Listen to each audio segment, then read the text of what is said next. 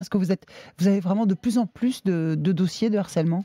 Alors, de plus en plus, non, pas nécessairement. Il y a encore quelques années, on se rendait compte qu'il y avait énormément de demandes accessoires sur le harcèlement moral qui étaient faites dans le cadre de contentieux prud'homaux, justement.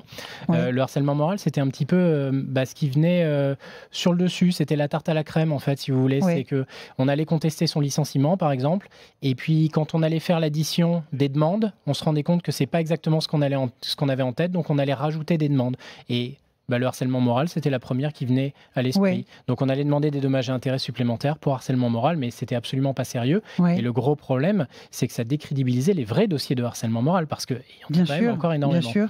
Mais des véritables dossiers de harcèlement moral que sur ce sujet-là, en tout cas devant le Conseil des prud'hommes, en tout cas, moi, je n'en ai pas tous les 4 matins. On en a quelques-uns. Après, il faut voir les conséquences que ça va amener. C'est pourquoi est-ce que je parle de harcèlement moral dans mon dossier? Est-ce que c'est pour, par exemple, provoquer la rupture de mon contrat de travail? Est-ce que c'est pour négocier une sortie? Est-ce que, encore une fois, j'ai mal apprécié la situation, j'ai l'impression d'être harcelé alors que je ne le suis pas du tout? Il y a tout un tas de cas différents qui se posent dans les dossiers qui Ça sont ça ça amenés à nous.